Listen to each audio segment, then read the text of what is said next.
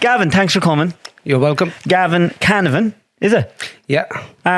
Is that a Irish name? I think so, yeah. Do you know much about your family history and your name and where it came from? No. No? No. You're a Wicklow man. Yeah, Wicklow town. Moved to Aughrim. Yep, Aughrim town. The It's a small town. Aughrim's a happening place, isn't it? It's a quiet town. I like quietness. I like, it's nice in the country as well, so you're Yeah. away from everything as well. I like Aughrim. Yeah, it's I think it's grand. lovely. Fishing park, so it's not too bad. Can you fish over the bridge? No, I go down to the park myself, do some fly fishing for trout, and they have a market there on Saturday as well, so it's pretty good. Where's the market? Every Saturday, farmers market. Is it? Yeah. When you go over the bridge on the other side of the river? Yeah, when you go into the fishing lake, there's a little building there, community hall on the right hand side. Oh, I never seen that. I'm actually there myself every Saturday. What are you selling there? What's your wares? We make candles. Oh, Well, we make skull candles for Halloween. We make Christmas candles. I'm going to have to get a few candles off you. I'll bring some the next day. I make. I sell bookmarkers. I sell magnets. It's just a bit of crack on a Saturday to get out of the house. We're crossroads, so why not be part of the community and make some friends? Oh, that's deadly. You grew up in Wicklow town itself? Yeah. Big family? I have 2 brothers, father and mother. And would you have liked school? Were you close? No. Hated it? Didn't really like school, no. Didn't fit in, to be honest. Yeah. Were you always... when did you first know or feel anything about ghosts? Or how does that happen? It's weird. It's like... My earliest memory, it sounds ridiculous, but I was about 12. Come closer to this lovely mic. I was about 12 years of age, and I was obsessed with paranormal and ghost hunting, and Like TV programs? yeah, I always wanted to do something different. I was always drawn to the dark side, and I didn't know why. I was always, even when I get into paranormal, I always wanted to do demonology. First, I didn't know what When it you was. say you were drawn to the dark side, did you Wanted to help like being people. scared? No. Or did you just feel... No, it was the opposite. But I go back to when I was about 12, and I used to buy some haunted magazines. You buy from the shop, ghost stories and stuff. So I was about 12, and now you're messing around, and I got a little table, built a little office. I had a fake phone, and I had all my documents. And from there on, I was like, I'm going to help people with ghost problems. I was only messing. I was only 12. I didn't know what I was doing. But then, as I got older, it wasn't about being I was drawn to the dark side, but it wasn't about being frightened. It was about helping people. I wanted to help people. When you watch horror movies on TV as a child, and you look at, say, spirits attacking people, the Exorcist movie, I just wanted to be able to step in and do something, which is very strange, but that's... But you'd never felt it or seen it? Oh, I seen spirits, yeah. Well, go back to that. So, you're 12 years of age. When was the first time that you actually went, oh, fuck, that was a spirit or a demon or something? I think I was in the kitchen, and there was something floating outside the house, just floating about. Like when you're in the kitchen having a cup of tea, and you're looking out the window. As I walked in the daylight? Yeah, sat down, and there was something outside the window. I said, what the... I don't want to curse here because we're live. You can curse every way you want. Holy fuck. I thought, Jesus Christ, maybe it's my imagination. So it froze, and I stared at it for about 20 seconds. What was it? Transparent? Transparent ghost. But what did it look like? Casper, or just what was... It looked like a spirit that was see-through, but floating. Like a person? Yeah, staring at me. And the first thing I thought, oh God, it's the Banshee, it's the Banshee. You're a young lad. And I said, what the hell is that? So I managed to get the courage to go into the side door and walk around. It wasn't there. But I went back in, it appeared again. And it done it for a few minutes, then it disappeared. And did it scare you? Yeah, it froze me. I was like just frozen going, is this my imagination? What's happening? What's going on? Yeah, I was only young, like. So when it disappeared, what were you thinking? Was that my imagination? It could have been my imagination. I don't know to this day. It got me on a journey, but I'd look back at it now, and I haven't thought about it for years until you mentioned that. But yeah, I don't know. It could have been my imagination. I don't know. I can't say it was or it wasn't. But that was your own that was your only personal experience? Yeah. Well, growing up, yeah. And then, of course, you went back to school. Everything become normal. You go off the subject. You're not constantly thinking about it all the time. You know, you're a teenager, you've other stuff in your mind, you're good with your mates. But you're always... Then as I got older, I was drawn into the paranormal then. I wanted to know how to join a paranormal team. I wanted to know about demonology. Even though I didn't know what demonology was. So how do you study that? So that's the weird thing. Like, so it's crazy. So there's not... I emailed a few paranormal teams. I Googled them on the internet, and, you know, I think it was about 15 or 16 doing this, and no one got back to me. So when I was about, I think it was about 19, 20, I'm not sure the age because it's like I'm 44 now in a few weeks. I'm getting old. My memory's not the best, but I know I formed a paranormal team in the early 20s maybe. An Irish team? Yeah, it was just like from Wicklow Paranormal, a small team. And there I started learning different stuff. I started reading books. You know, Did they tell you the books to read? Well, like when you rang them, did you say, no, I'm interested in this? How do I learn more? Well, I knew a few people in the town that were interested in paranormal, so we just got together and we formed a team and we had a bond. And, you know, then you start just asking questions, learning everything. One of the lads in the team was a medium, so he was able to teach me about mediumship and psychic work and bits and pieces. So then, after about a year, I left that team and I joined Irish Ghost Hunters. It was a fantastic team at the time. And I don't know if it's still going today, it's been years. But it was a brilliant team. That was on Today FM, was it? That was, I think it was Tim Kelly from Today FM. And Tim Kelly's a lovely man. And it was a fantastic team. It was brilliant. That's when I was in that team, I was secretly doing all the online courses in demonology. I was acing everything. Every day. I want to know some questions on that fucking test. So there was no courses. There's nothing in Ireland. There's barely any demonologists. I don't know any demonologists. Priests don't talk to you because it's so secretive. So when you're a young lad, so I didn't know who to ask really. So I started studying. I went online, learned all the courses. And to be honest, after about a year or two doing every course I could possibly do, I paid for these courses as well, which wasn't cheap, I can tell you. But when I went in to do my first case a couple of years later, I didn't even know what I was doing. I went into a house and I was like, what do I do? So you get a phone call? Yeah, someone had a problem and someone said, well, we know this lad, he's studying demonology, he's in a paranormal team. I learned a lot in the paranormal team. Like in the paranormal team, I studied parapsychology. I went over to Stansted years later to learn how mediums and psychics worked. I had to know all the paranormal, because then when you go into a room and you question people, you're not a hypocrite because you've done it. Even though I don't really agree with it nowadays. But how do you study for something that you don't see, or there's no tangible way of practically doing it? You see, you're reading all about demonology, what demons do, what they can't do. What's the difference between a demon and a ghost? A ghost is someone that lived, is human. A demon is inhuman. It's a dark entity. It's a dark angel. It's an angel that fell, basically. So it is a very religious. Yeah, like it's the exact opposite of angels. They were angels, but they fell. And the farther you fall from God, you lose the grace. You get darker. That's what happened. God, so is there a certain amount of... Have they all names? Demons have names, but they won't tell you. But that's the thing. Like, as a demonologist, like, it's very rarely you'll see exorcism. That is done by professionals. I leave that to the church.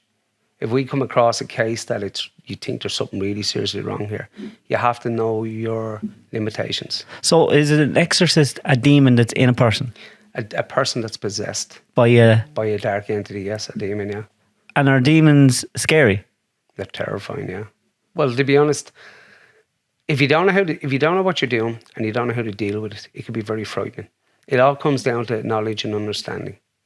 Like when it comes, like I get cases from paranormal teams, I get cases all the time from people. So it's about limitations. So if a paranormal team goes into a house and it's dark, they usually contact me because they know their limitations. Then I take the case and... So the paranormal team, they check and see if it's a demon? Yeah, if they go into a case and they go in to investigate and they do a case file and they realise that there's something dark here and we can't deal with this, they'll email me. And then I'll step in to do that. But then, of course, if I can't deal with it and it's above my pay grade, we get them to get their local priest in. We'll email the bishop. then it will pass it over to the church. And that's when I step away, because it's not my business. It's confidential. It's above my pay grade. So you have to know your limitations, because when it comes to demonology, it's very dangerous. It's very scary. And shit follows you home. That's why, like, we used to run paranormal shows years ago. I was in a couple of paranormal teams, and what happened one day is someone contacted me from America, a pastor. He seen me, and I don't know, he heard me in an interview where he seen me somewhere. Pastor, like, Lord Jesus. The pastor that does exorcism and has his own church. So we became friends, and I explained what I'd done in my education, and he says, I'll teach you. So he says, forget all the online courses, because they're going to do nothing for you. I said, yeah, I know. So he says, he explained to me that demonology isn't paranormal, really. Demonology is religious. You're completely different than paranormal teams. You must step away from the paranormal teams. You can't go look for ghosts, then a week later try and get rid of ghosts. You become a hypocrite. So when a couple of years ago, I start basically just doing my demonology differently. I stopped working with mediums and psychics. I stopped doing paranormal. I just study demonology and work with 3 or 4 priests now in America to teach me, because like most people that come looking for me are from America, because if you Google, say, exorcists or demonologists, I'm on pages over there. Keep this close to you. They usually find me, and I'll pass them on to someone else over there. So you're an intermediary. Yeah, people from all over the world come to find me. I don't know how it works. I don't know how they find me. So what happens is I have to then set up Skype calls and messengers and get them the right help, basically. Like, first time that you ever had an experience where, oh my God, there's actually something here. Went in, you know. What were the people that owned the house seeing first? They were seeing dark shadows. There was bangings on the wall where I think one of them had bought something from like a yard sale. I don't know if it was it could have been like the rocking horse, or it could have been like, I think it could have been like, do you ever see them idols they get from Africa and some from a different deity? So basically when I went into the house, I was in there by myself, and you can hear the banging, you hear the noise. So the best thing to do was I sat down, interviewed the family, tried to figure out what's going on. He asked the question, is anybody on drugs here? Is anybody any medical problems? At the end of the day, I'm not a doctor. I have people with schizophrenia have come to me before, numerous of times. So the best advice I give them is, I talk to them first. I'll find out what's going on. I try to figure out as well, while working a case file, is it medical? Is it paranormal? What's drawing it in? Why is it here? And then I advise them to go to the doctor, explain to the doctor what's going on. Usually they stop taking the medication for a few weeks. They feel, you just stop taking it, they feel fine, then shit starts happening. So 9 out of 10 times they go back to the doctor, they get back on their medication, then they ring me up and tell me, yeah, thanks very much for that. So with 9 out of 10 times it'd be someone, it's their head. It's their head. But of course you have to remember as well is that the demonic like to hide in people's mental illness as well. Not all the time. So you have to, if someone says to me, I am schizophrenic, but I am taking my medication, I have gone to the doctor, I'm seeing stuff and hearing stuff, I'd work a case file, I'll question them, I'll find out, did you do anything in the occult? Did you use a Ouija board? Were you messing with anything you shouldn't be messing with? And he said, yeah, I used the Ouija board. Then that gives me a little signal go off. And maybe by using the Ouija board, they've opened the door and they've brought something in. And then I'll go into the house. But by going into the house myself, I usually sense in about, I don't know, half an hour or something in the house. So the first time you came in and you noticed something and you felt it. Yeah. And did you shit yourself? Yeah. So what did you do? I turned on all the lights for a start, made sure all the lights was on. I just took out a religion book and I started praying. I prayed for a few hours. Just prayed? How do you know what prayers to... Is there certain prayers that help? Yeah, I have, well, because I was studying demonology, I knew all the prayer books to get. Like the prayer book I have at the moment is a manual. Was it manual? It's that old I can't even read it. Manual Minor Exorcisms. It's for the use for priests. It's an old little book. I think I bought this when I was 19 years of age. I bought it for £7. That little book there? I've had it ever since. And I managed to get one more copy of this book. I think I got it about 2 years ago. How old is it? That book is, I'm 44 now. Bought it when I was about 19, so it's very old. But the thing is, I bought it for £7 and I've used it all the time. And I went to buy another one. You can't get them, they're sold out. You'll buy one on Amazon for maybe 3,000. Just can't get them anymore. But I managed to get another one 2 years ago. And to be honest, it upsets me because it's little books like this that help people. To go out of print. And what's special about that book? You know, so it's the same as another. It's a spiritual book, basically, with prayers designed to cast out. Well, not really cast out devils or demons. It's not just about casting stuff out. It's about bringing in positive light. It's about bringing goodness into a home and overpowering something dark with goodness. It's a prayer book that's made by the Catholic Church, and it's made for deliverance. All the prayers in here are for casting out stuff out of homes, out of people. It's about blessing homes, blessing people, bringing in goodness. There's prayers. And would you know ones from when you're practically doing it that work better than others? Some prayers. Yeah, I suppose that's the thing. You have to find how you work. And that's what I've just discovered the last couple of years. Because every couple of years, I changed the way I work. I changed my demonology. And I was doing it wrong for a long time. How do you know? Wow. Because, I can see, I don't want to upset certain people, but... You won't upset anyone. See, how I worked with a lot of mediums, worked with a lot of psychics. Keep the mic right there. I worked with a lot of mediums, worked with a lot of psychics, I worked with a lot of people, but it wasn't working for me.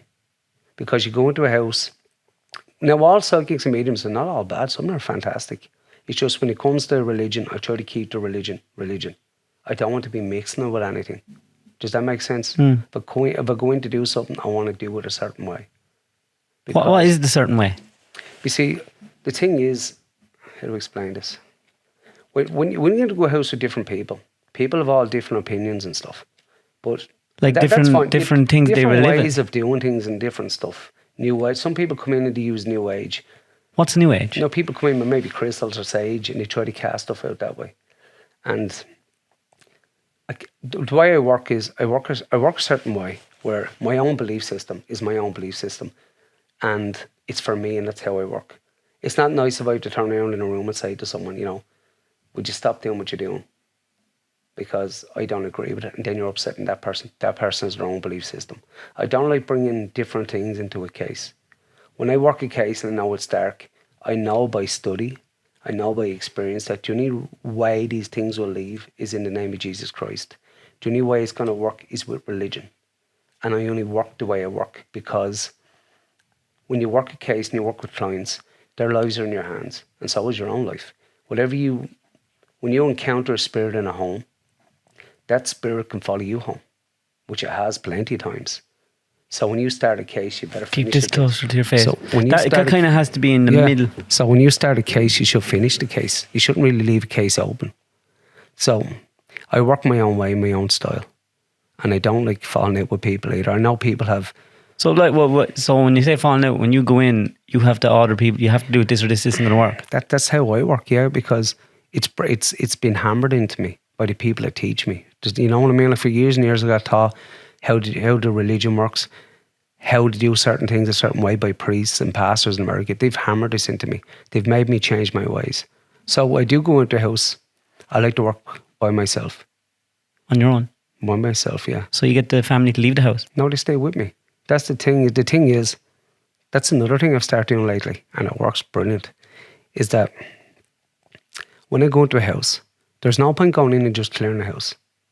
Because when you leave, if it comes back, you have to go back out and do that journey, which I do plenty of times. But what we've done lately is, if you can teach people how to protect themselves and how to pray and how to do this themselves, when you leave that house, you're giving them the tools to look after themselves, how to change, how to bring in the positive because they've done something negative. You know what I mean? So are the ghosts or demons attracted to the people or the house?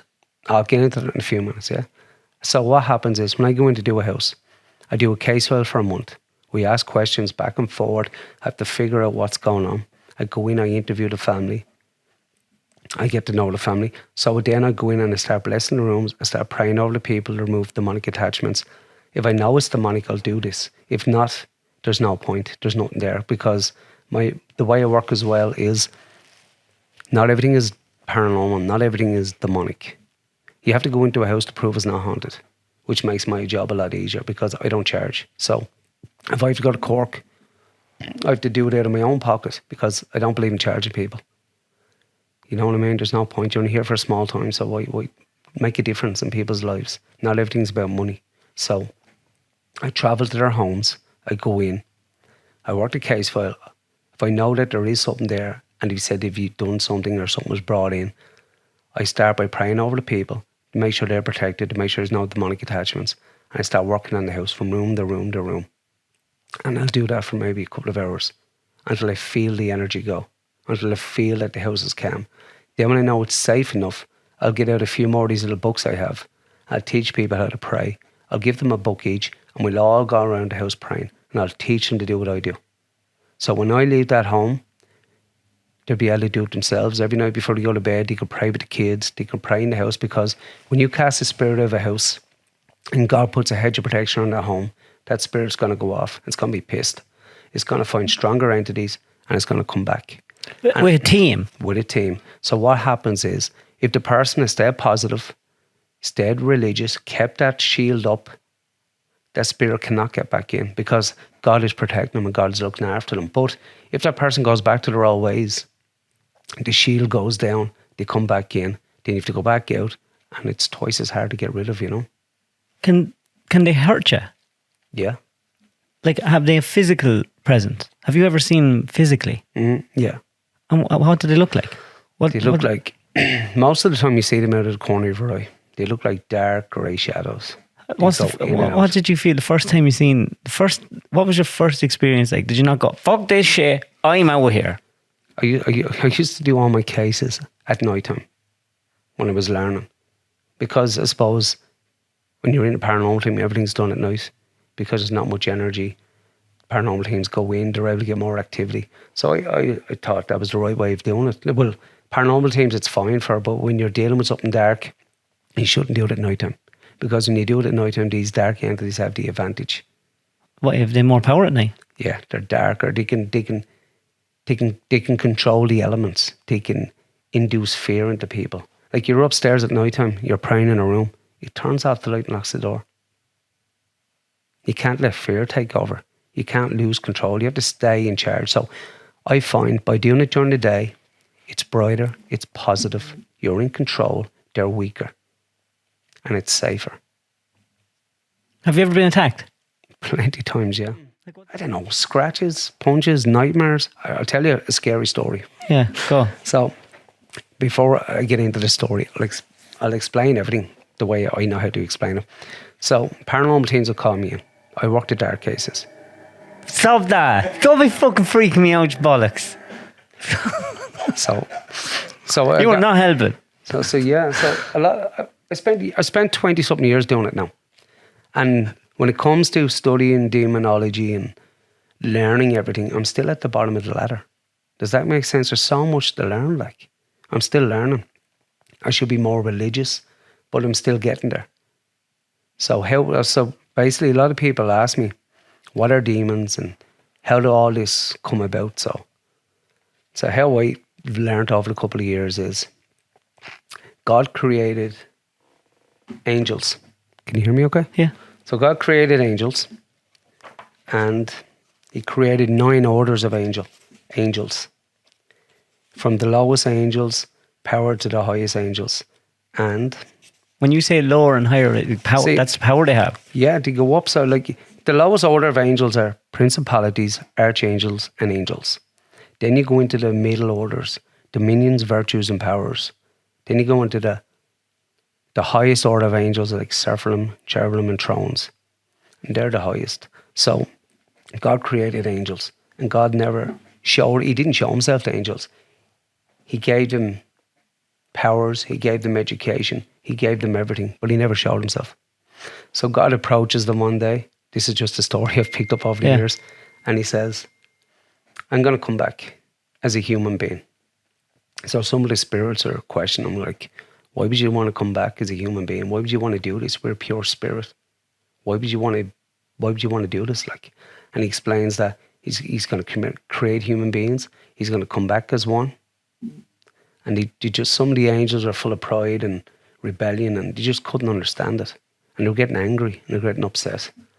And of course, well, he said then, I'm the king of heaven, but you will have a queen of heaven. She'll be my mother. I'll be crucified, and she will be my mother. She'll be the queen of heaven. And they couldn't cope that a woman would be in charge. So they Was there gender in the angels? No gender in angels, but when God is all powerful. And when he said he's going to become a human being, they thought that his weakness maybe. Why would you want to become one of them? And then when he said that a female, his mother, would be the queen of heaven, that sort of pushed him over the edge as well. Plus, not just 9 orders of angels fell, like 9 orders fell, but it was like from lowest to the highest. So there was small angels, middle class angels, and there was higher angels. They were all different angels of power. They all had different gifts.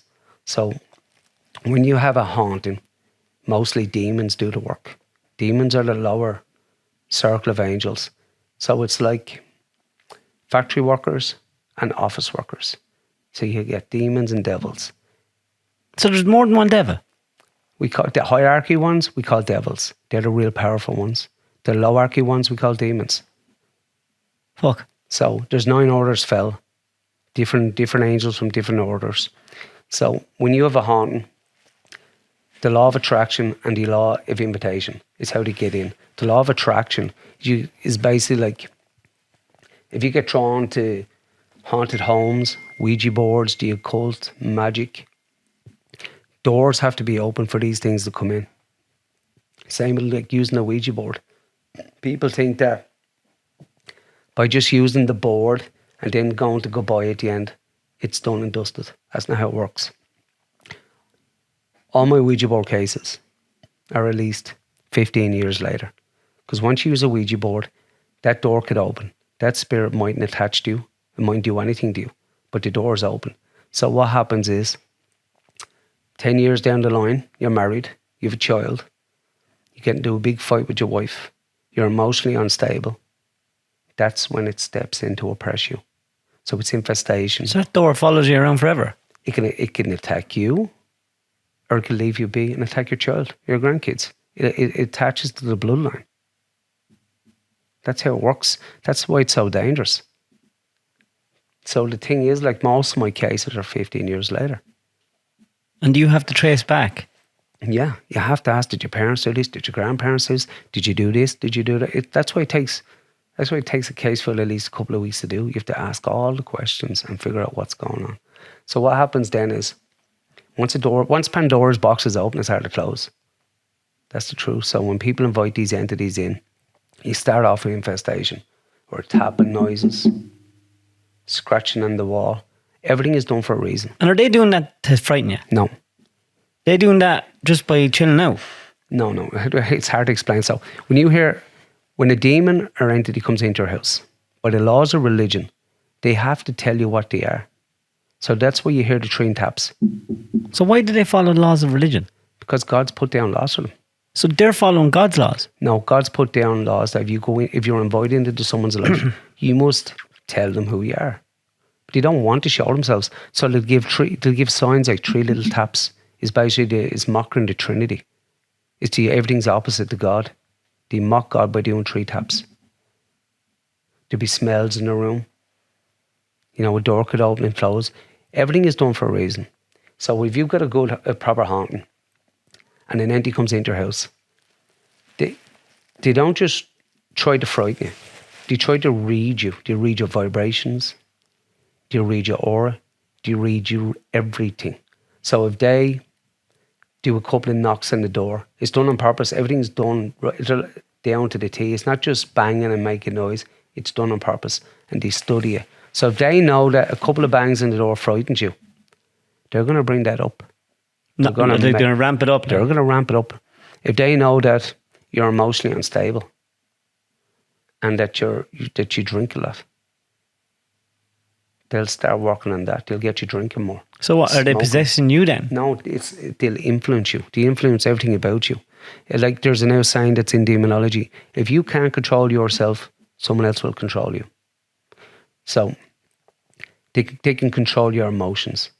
They study you. They know what you think, what you feel. They're looking for weakness. They're looking for a way to break you. See, the thing is, you can't just possess someone. It doesn't work that way. And if that's the case, they could possess everybody. They have to literally break you down to your nothing, and then they possess you. And if they can't possess you, they'll probably just try to get you to cut your wrists. Simple as. So would you think that a lot of people that do evil things or people that have addictions could they be Yeah. No, see, there's another thing as well. If you are a very outgoing person, you're nice, you're kind, you're chilled out, your auric field is bright, it's bubbly, your vibrations are good. If you're not a good person, you like hurting animals, you're mean to people, you're just a horrible person. Your vibrations change. Your auric field changes colour. It gets darker. That attracts entities as well. They get attracted to people. So if you're in a haunted home and you're a very positive person, your family's in great health, you're brilliant, you're bubbly, They can't get in. that is a way of keeping them out. But if you're a negative person, it's like a shark attracted to blood. They'll follow you, they influence you. They'll try to control you. That's why there's always just 3 steps to every haunt. There's infestation, is when you've invited them in by mistake or you moved into the house, they're already there. So what they do is, infestation is when they haunt the home. And they'll bang on doors, they'll figure out who they want to attack, who they want to break down, who's the weakest in the home. And 9 out of 10 times it's the woman. It's terrible because, no, not sexist or anything, but 9 out of 10 times it's the woman that gets most of it because the husband's out working. He's not there all day. She's in the house minding the child. So they'll work on her emotions. They start doing tapping noises. You'll see shadows out of the side of your face, out of the side of your eye. You hear crying upstairs. So she's getting emotionally upset. She doesn't know what's going on. So she spends money. Huh? So she spends Yeah, money. she spends lots of money. So anyway, when the husband comes in now, she'll say to the husband, listen, there's something wrong with this house. There's tapping noises. I'm saying stuff. But the husband experiences nothing. He's there. Yeah, right. Yeah, there's nothing there. It's in your imagination. That's how they work. They won't show themselves to everybody. They'll pick someone. That's the strategy. That's how they work. They're like the special forces of the spirit world. They're more organised than anybody else. They sit down, they talk. They know what to do and how to do it. So the infestation stage is when the house is haunted and they're picking out people. The more afraid people get, the more psychic energy they're releasing. Then it gets the oppression stage where they stop haunting the house. They'll haunt the person. And the idea is to break that person down and break that person's will, where if they push that person so much and they have a nervous breakdown, they can step in and possess them. But like when you meet someone, would you ever meet someone and go, he's possessed? No. Never. No. They say, you can tell by people's eyes. If someone's under possession, you can tell by looking at them. Their eyes are alert. It's like someone else looking at you.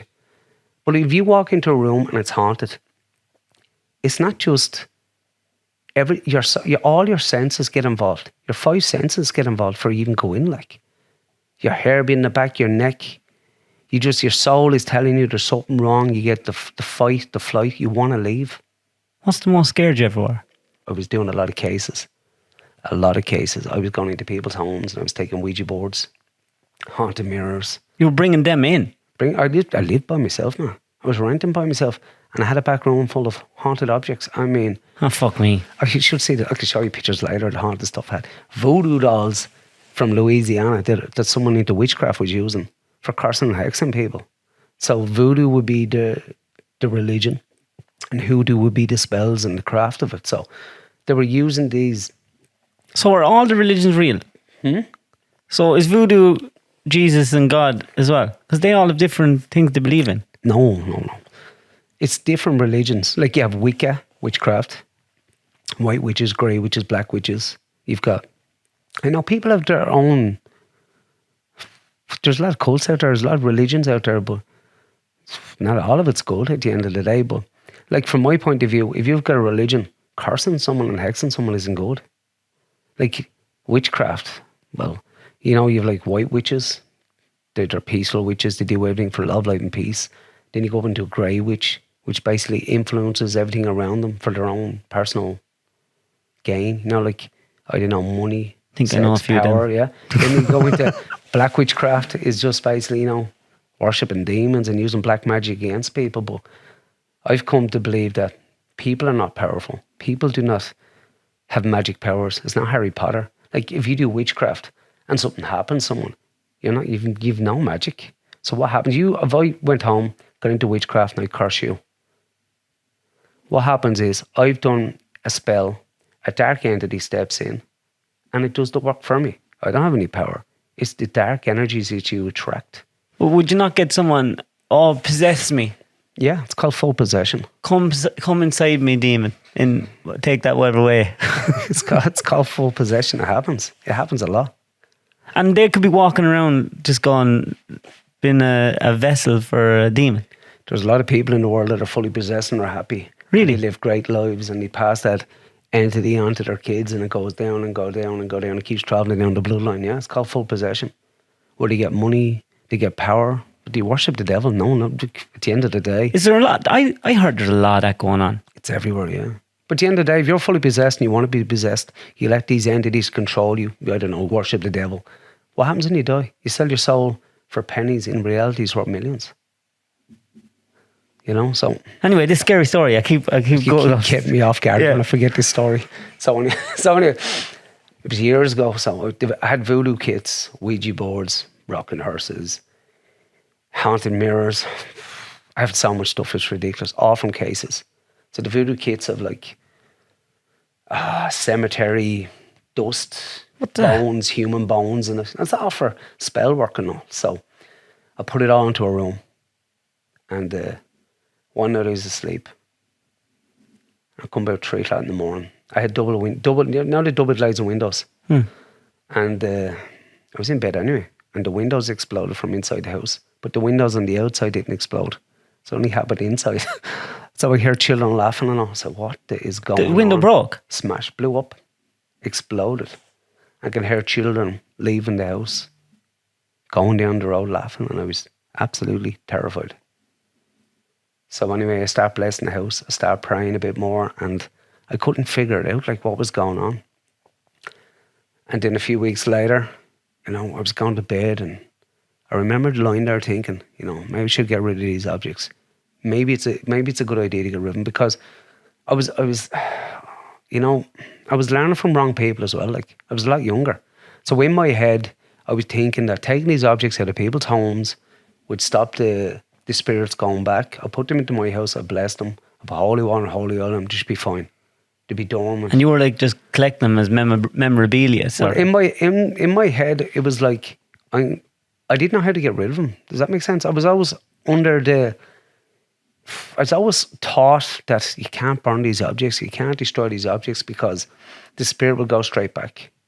It will attack the family, go back in. And that's the way I was sort of taught. That's the way I was thinking. Yeah, I heard that. You can't burn it. Yeah. So for years I thought that. So only a couple of weeks later, I was in bed basically, and people talk about sleep paralysis and all. That does happen. It's scientific as well. But I was sitting there and I said to myself, I don't feel well. I don't feel good at all. There's something wrong. Like the hair stood up in the back of my neck. I got this sense that I wasn't alone. And in about 2 seconds, I felt a really heavy presence on top of me. It grabbed me by the throat and it pushed me so far into that bed. It freaked me out. And what seemed about 5 minutes could have been 5 seconds. But in that moment, I was that in shock and afraid that I couldn't think, I couldn't pray, I just froze. I just lied there going, what do I do? What do I do? What do I do? And then I felt like a hand. Oh God, he's gonna molest you. I felt a hand grab me by the ankle. Oh, and that spirit pulled me out of that house, out of that room basically. And I woke up then in shock. So what I did was... And where were you when you woke up? Sort of just pulled onto the floor, sort of pulled a bit towards the door like. Was there anyone in the bed with you? I was by myself in the house. That's the most frightening part. I was only learning, I was young and foolish and I didn't know what I was doing. That's the thing with demonology. I might be doing it 25 years, but the first 15 years I could be doing it wrong. Until I got guidance, until I got taught to do a certain way. And there's people who work with me now that teach me how to do this properly. So you didn't fucking wake up on the floor and go, all right, that's fucking it. I am done with this shit. So, yeah, but yeah, done with what? It's still in the house. You can't get rid of it. It doesn't make a difference where you go. It's still there. So I get up anyway. I went back to sleep, come home the next day, and I started praying in the house. Mind giving it socks. I was praying, I was meditating, I was doing Archangel Michael prayers, I was doing everything. And I was sitting there going, what am I going to do? And I'd done this for about 3 weeks. Still the same, every night banging on the walls. So I sat up at the lights one night and I was near in tears, like, what am I doing? Like, and I seen this green, scaly face appear in my mind with red eyes and green eyes, whatever you call it. And it said to me, you've invited us in. I said, oh my God, what am I going to do? Like, I'm screwed. So anyway, I got talking to a priest then in America, and he started teaching me. And I started learning. He started giving me Bible studies. Did you not go to the priest? I was talking to him. What did you say to him? What did he say to you? So he found me online somewhere. I done an interview there a while ago, and he found me and he started talking to me. He says, yeah, I see you're online there and you're doing this and doing that. You're on one of the pages I am. And I said, yeah. So he says, who you work with, what you do. So I explained everything. He says, I tell you what, he says, you sound like a good old chap. We're having a bit of crack here, he says. He was grand. I'm best friends with him now. Like, and he says, I'm going to teach you. So the first thing I'm going to do is I'm going to teach you Bible studies. I'm going to teach you the Bible. I'm going to teach you all about demons and ghosts and what they can and can't do. I'm going to teach you everything. I'm going to teach you how to do deliverance and everything. So that's fine. So I explained to him what was going on in my own house. I said, listen, I'm going to have a nervous breakdown. This thing's going to possess me and I'm done. There's no one to help me. Because back in them days, no one really was into the demonology. No one knew anything about it. Even the paranormal teams, no one was into demons. No one believed he existed because it only got out there after the Conjuring movie. That was years later. But would you not go to your parish priest when that happened? No. Why? Because I just, for some reason, I don't know. Because I really don't know. Because I got talking to someone online and I rang him and he Skyped me and he was a pastor and he was on a group with other pastors and other priests and stuff, and they started talking to me and teaching me. For some weird reason, I just felt at ease. Does that make sense? I felt safe. I thought, this is grand. These are people they're into what I'm doing. These are professionals. And they don't mind giving me Bible studies and teaching me and talking to me. So I explained what happened to me. And I can't remember the quote, but he said to me, any haunted object can be destroyed. There's a quote in the Bible somewhere where everybody brings all the unholy stuff out onto the streets and burn it. And the top exorcist in Rome says as well that if you get any haunted objects, you put holy oil in it or holy water, you pray over, you burn it, and you put it the ashes into a river or you bury it. And that's how you get rid of a haunted object. So I brought them all up. I brought 2 carloads of stuff up into a field, dug a very big hole, prayed over, put holy oil on it, and I burnt everything. Thousands of pounds worth of stuff I collected for years, some cases. Burnt it on in one go. No more trouble then. That was it? No. And you don't bring stuff home anymore? I do now.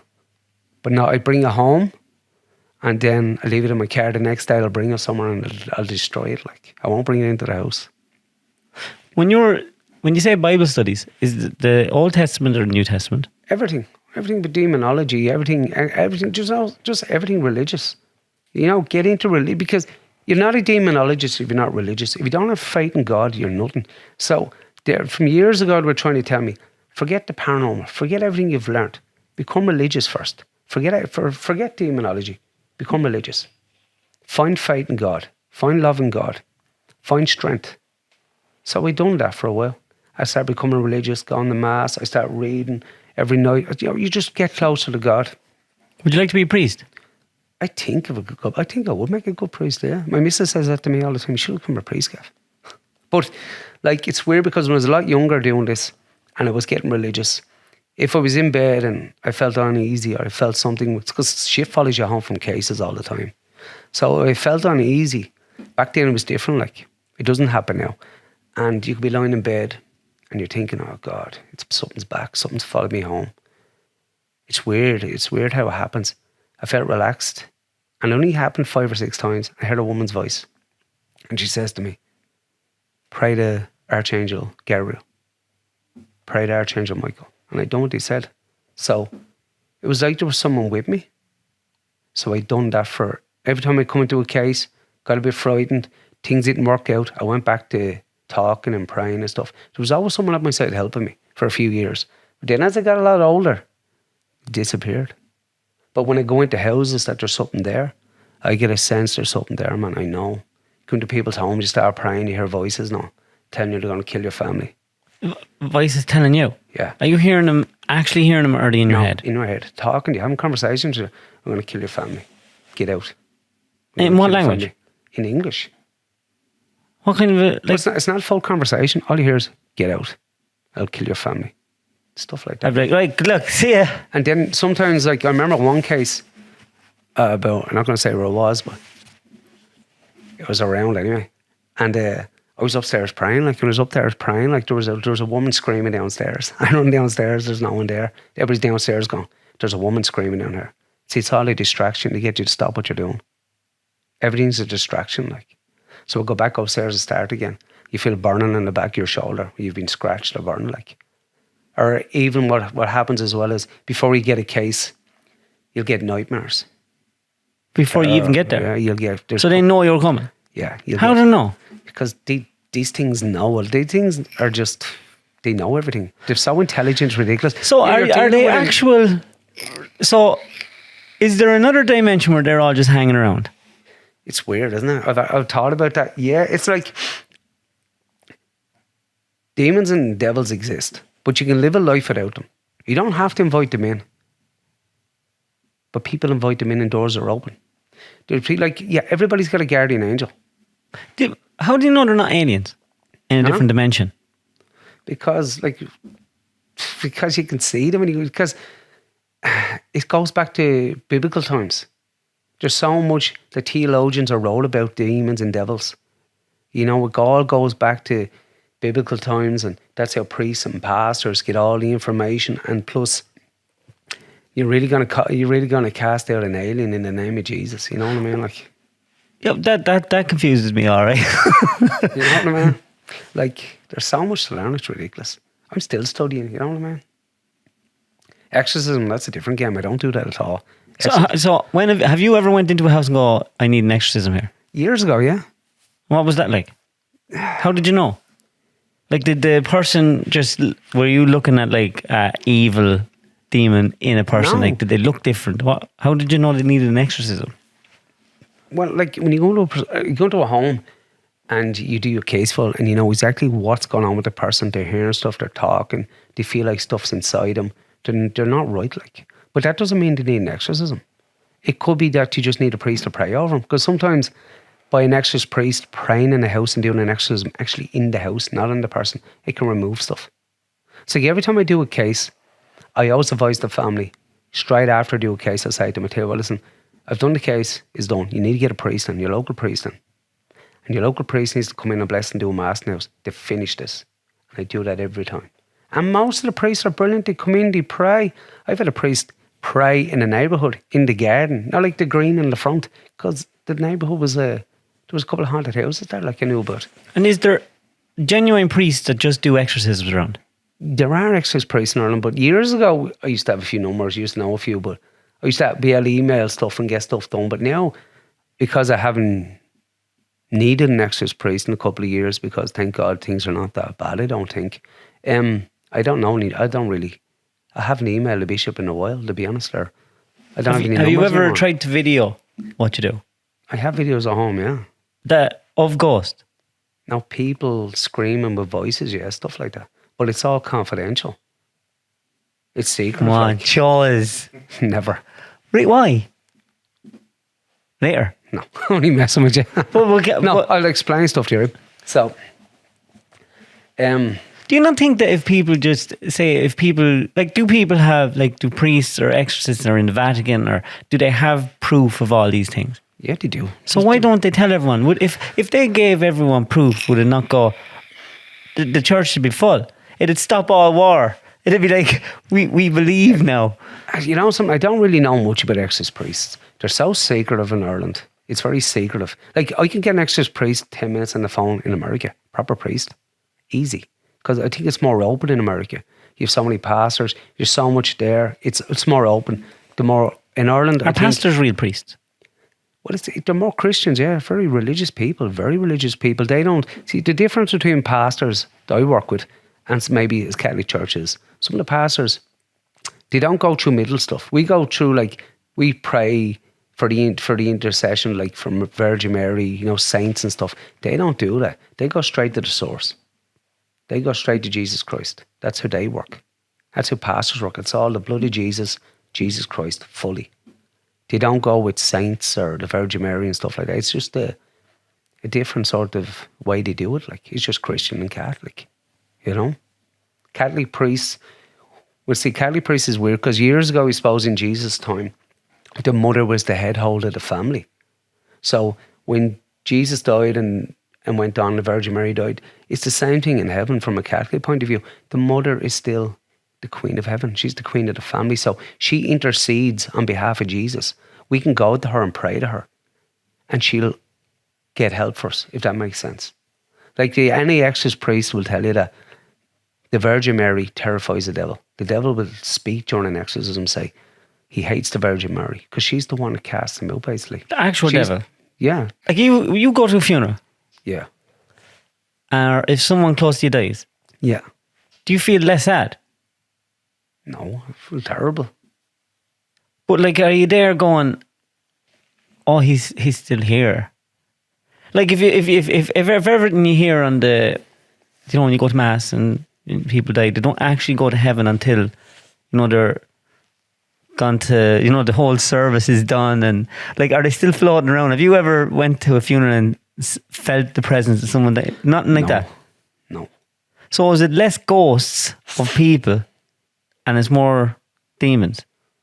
See, I don't really know, to be honest, because demons can appear as ghosts, familiar ghosts. You've ghost apparitions. What's a ghost is a spirit of someone, an apparition of someone you know.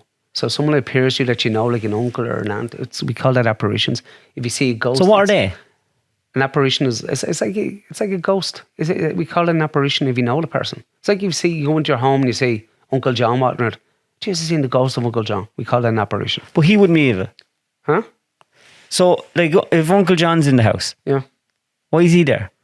You see, it depends how people pass, doesn't it? If you're in a hurry to go home, and all you're thinking about is, I want to go home, and that's on your mind, and you're in a car crash, for some weird reason, you mightn't disconnect. You might go home.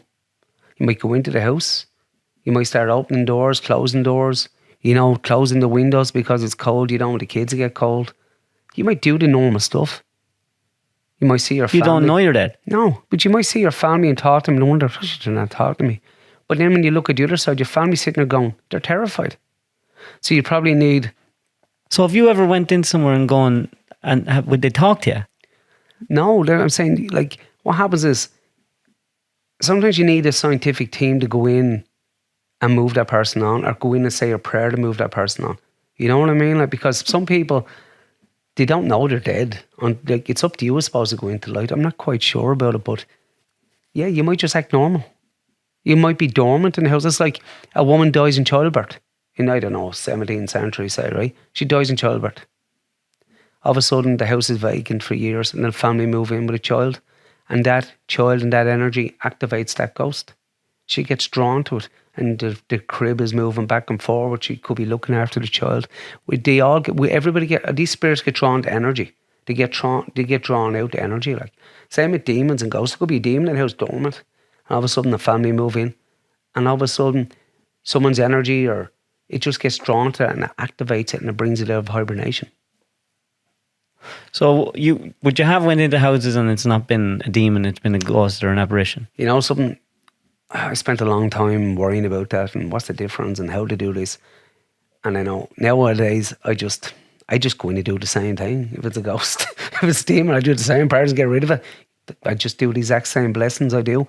And hopefully if there is a lost spirit there with the blessings and the goodness I bring in, and maybe an angels that come in, they move the person on peacefully in the right way. If it's something dark, they'll remove it out of the house and send it back to where it came from. Then, of course, it goes back to where it came from. Then someone else does something and draws it back in. So you're not afraid of dying? I am, yeah. Everybody's afraid of dying, but yeah, I don't know. Would you not be afraid of now, right, with the job you do?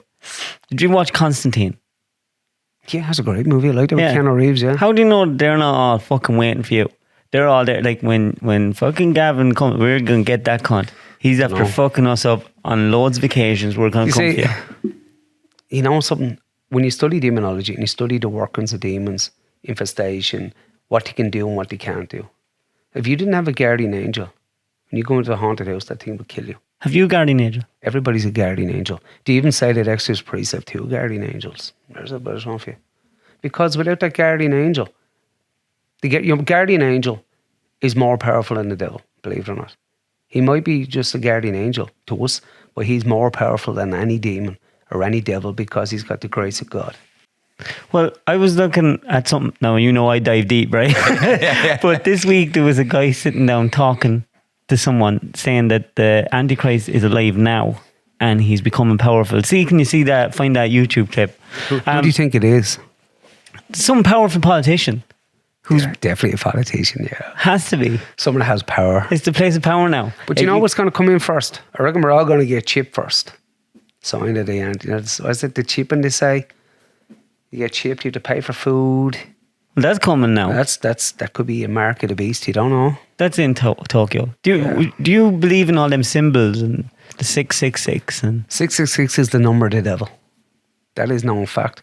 But like if you go in, like everybody thinks like you know, you hear things in trees all the time, but 666 is his number. That's why when people go into homes and get scratched in 6 or 7 times, you know what I mean? Like it doesn't happen. Everybody always sees the horror movies, always 3 scratches, but a real demonic case is 6 scratches.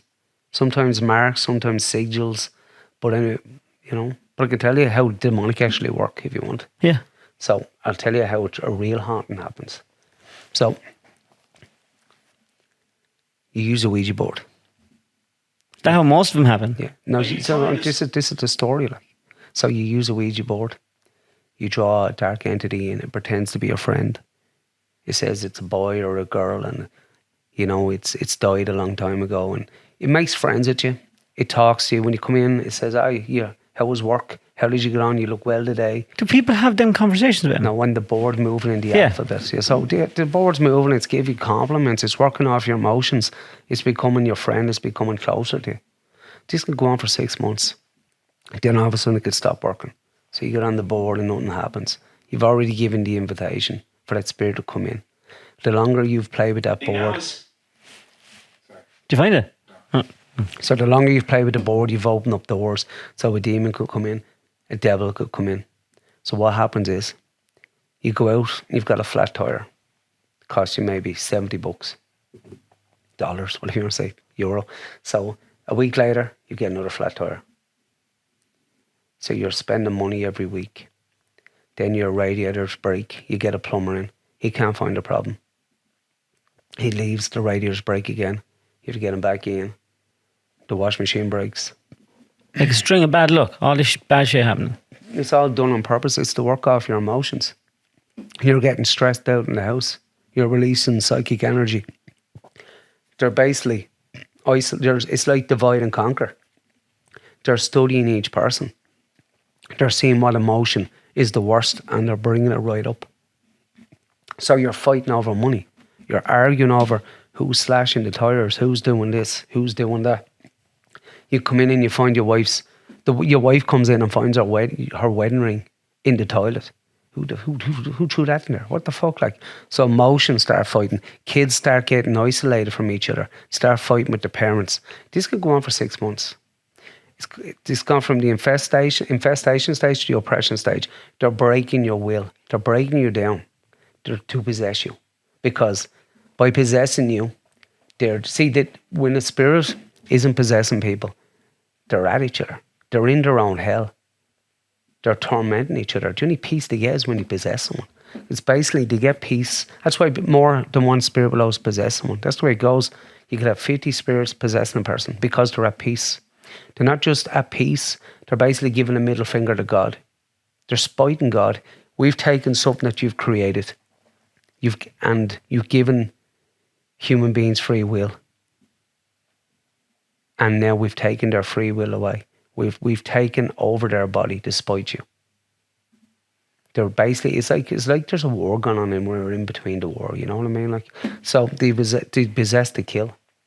They possess to take control, to ruin people's lives. So what happens is, so the person then gets broke down. Mirrors start breaking, doors start breaking, the house falls apart. That's the strategy, you see, to put enough fear into people. And then to bring up the strategy, it could start raining rocks on your roof. The wallpaper could peel off. That's called a diabolical siege. Have you ever seen that? No, it's very rare. And then what happens is they can appear beside you in dark shadows. They're dark figures, and they'll say to you, just say yes. Because they need permission. They either break you or get permission. Can't just possess you. So by you giving in through free will or having a nervous breakdown or saying yes, that's how they do it. Like, so most people will say yes. They just had enough. They'll just give in, like, and they give in to temptation. They give in to sin, and that's how they work. It's weird. It's strange and it's crazy, and it goes on to this day. Like I have a schedule. Like on the way to work in the car, I'll pray a lot for purgatory spirits, and I pray for stuff, and I'm constantly talking, and yeah, it's a battle as well. Like, you know.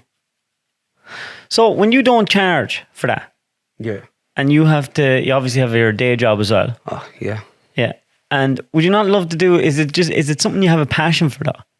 I don't know. I've always said years ago when I got into this work that if I spent my whole life doing, as long as I help one family and help someone, that's all I wanted to do. Now I've helped about 1,000 people easily. How many phone calls would you get a week? I have to do a case tomorrow. It's weird because I get added to these pages, the demonologist pages and spiritual warfare pages, and the woman That's fucking brilliant. Spiritual warfare. I love that. But it's all private pages. Like, I'm on an exorcist group with a different exorcist priest in America. Sending each other dirty pictures and stuff. So ghosts. Casper with a massive big dick. Oh, Jesus. Ectoplasm all over the place. Yeah. So anyway, I get added to all these pages and I give it a lot of a voice and I work with people. So people, like a woman come on the page yesterday and she says, oh, I need help, blah, blah, blah. I think I'm possessed. And it goes on for a bit. No, I know for a fact, most people tell you possessed or not possessed. That's a known fact. But she needed help. So I rang her on the messenger, which is brilliant. It's like the 21st demonologist has a better understanding because of technology. We can reach out to people all over the world for education, for tutoring, for Skype calls. So I rang her on Messenger. I said, hey, how's it going? I said, you put a message up in the page, or you asked me to message you. How are things? I'm not too bad. I'm in New York here, and I've had a lot of spiritual problems, and I'm just not in a good place. I said, hold on there. I says, I'll give you a ring back in 5 minutes. So I rang a pastor I know near Mississippi. He's a good friend of mine. I said, listen, Phil, is there any chance you can help this woman? Blah, blah, blah, blah, blah. I said, give me 5 minutes. So I set up a group call with 2 people and myself. Press a button and ring everybody at the same time. Introduce her to Philip. Philip, would you help this person? He said, yeah. I said, you know what, I'll get out a call because 3 people's a crowd. And he talks to the woman, prays with the woman. He gets her to pray with him. She renounces everything. You see, by renouncing everything you've done, you're asking for help from God. If you hurt someone or done the occult or done a curse or a spell on someone, by renouncing that and you have to ask for forgiveness to get forgiveness. You have to forgive people to get forgiveness. Who are you asking forgiveness to? God? You're renouncing, you're saying a certain prayer and you're renouncing all the negative stuff you've done. I renounce, you're asking for help. Will confession do the same thing? It's basically confession. But from a Christian point of view, there's prayers for that as well. Catholics call it confession. But you can also do prayers and renounce all your sins and ask for help. So this woman renounces everything. Because he's a proper priest anyway. He's a priest anyway in his own way. He's his own church. He prays with her and talks to her. And after 40 minutes, whatever entity just lifted off and left. That's the way we use technology as well. We figured this out during COVID, how to help people. Couldn't go to people's homes in COVID. We used to ring them, do Skype calls and just pray with them. But you see, not all the time. You can't get rid of everything. It's only small entities you're rid of. Does that make sense? And he got her to renounce stuff. He prayed with her. He showed her how to pray. And then he gave her homework. These are the prayers you do every day. This is what you do from now on. You change your lifestyle. You stop doing what you're doing. And by doing that, after a couple of weeks, things improve. It doesn't work all the time. You could have a really dark entity where you might need to go into the house and pray over someone or ask an exorcist priest to step in or the church, But small cases, you can do over the phone. Can animals get possessed? I don't know. You've never been No. a phone call and saying like, I've had this argument. Trixie's fucking possessed there. No, I've had this. He's freaking out around the place. I see him flying around the kitchen. Oh, here's something actually I wanted to talk about. And to be honest, when it comes to interviews and stuff, I have a list of stuff to talk about. And most of the time I end up talking nonsense. That's the way I think anyway. But I have something to say, right? 5 times cases I've done the last few years. This is truth. So, you know, the soldiers go to war Yeah. and they get, what's it, post-traumatic stress? What's Yeah. it called? PTSD. What's it called? PTSD. Yeah. So that happens as well with people. So what happens, I had a woman, I'm not going to give her name, she's a lovely woman and her son. And, Jesus, this case nearly broke me, man. So they move into a house and there's sigils. A sigil is like writing on the wall from a different language, you know. And basically they were doing a different religion, basically. But whatever religion they were doing, they brought something dark into the house. So the family move in, the woman and the son. And first year is fine, I think. Then all of a sudden, they start hearing noises, black shadows. It started with a demonic haunting, basically. Except it's talking to the woman, telling the woman's going to kill her. Telling the woman it's going to kill her. Talking to her, I'm going to kill you. I'm going to kill your son. I'm going to kill you. So I go into the house. I think I went in 3 times. So I went in.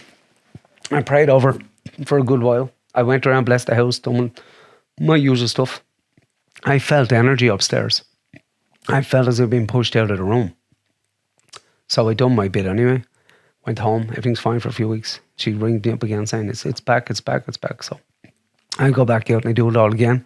So I go back the 3rd time. And now they're decent people and they wanted my help. And they were, so I said yes. So I done it again. I went home and said, "Jeez, it has to be finished now. And I think I can't feel anything in the house." She rings me up. And a Thursday night, it was a Friday. And she says to me, "I'm not well. There's something really wrong with me." And I said, "What's wrong with you?" "This thing is telling me to kill my son." I said, "Really, you need to fight this." I said, so I pray with her for a bit. I talk to her. I tell her, I'll leave tomorrow. I'll go to your house tomorrow. I spend the week there if I have to. I'm on the way. Get to the house. She's not there. She's in a psychic unit. She tried to hurt her son. She managed to sign herself into a psych unit. So she's in there. Son's left in the house. So I go in and I actually clear the house for the young lad. I give it socks. So we can't get to the woman. She's in the psych ward, like, we can't get at her. So she's in with doctors in the medical field, which is fine. There could be something medical there. I'm not going to deny that. So they work with her. So we can't get her. So I get Philip from America, ring her. So he rings her, gets through to her. So he starts teaching her the Bible. Every day he rings her, talks to her, teaches her the religion, getting her religion, teaching her how to fight, how to build her self-esteem up, how to get protected. So the doctors are working with her. And after a few months, the doctor's like, "This isn't medical. Like, we can't figure it. We don't know what it is." She leaves. But before she leaves, I think it was a week before she leaves, she's worried about her guinea pigs in the house. She's guinea pigs in the house, 3, 4 guinea pigs. She's terrified. She has this fear. She's worried about them. She hasn't seen them. She hasn't fed them. So the young lad rings me, comes downstairs, guinea pigs are all dead. Kill the guinea pigs. She did? No, it's the deity, whatever it is, the entity killed the guinea pigs. Killed all of them. They're all dead. How? We don't know. Just broke their neck. I don't know. Frightened her. She don't know how. He just killed them. They're dead. So the woman is now in bits. But she gets out of the hospital anyway. But she's fine. She's fixed. It's gone. I had a priest in the house a couple of times.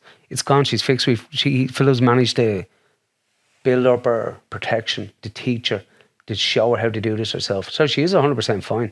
She knows she's fine. But what happens is, she knows the guinea pigs are dead anyway. So she a couple of days she got over it, but she didn't really know what I mean. Like, she's fine. Like, she understands. She's only worried about her son now. So she gets back to the house and the house is fine. I was in the house. It's gone completely. But she starts suffering from post-traumatic stress. She starts thinking about the house, what went on in the house, the memories. She starts seeing it. She breaks into tears. She can't go back into the house. She managed to get her to her father's house for a few weeks, a month. Then she got a new house. She's perfect. Had another case, the same thing. Went down, cleared the home. But then when the woman walked outside, she started bursting out crying. She's afraid to go back into the house because of what's gone on, what she experienced, the fear of her children being killed. So the actual process of fucked them up. Fucked them up, they need counselling. So what happens then, the woman won't go back. The other case I done, the woman won't go back into the house. She's afraid, she's crying, even though she's fine. She knows the entity's not in the house. She's terrified. So had a counsellor ring me, had to explain everything to a counsellor. What did they think? They go, are you mad? No, he agreed with me. He said, they put her up in the hotel for a week or two, yeah? And he agreed with me. He said, yeah, I believe you. So then they got her house. She's perfectly fine. Had an old gentleman. He was about 60.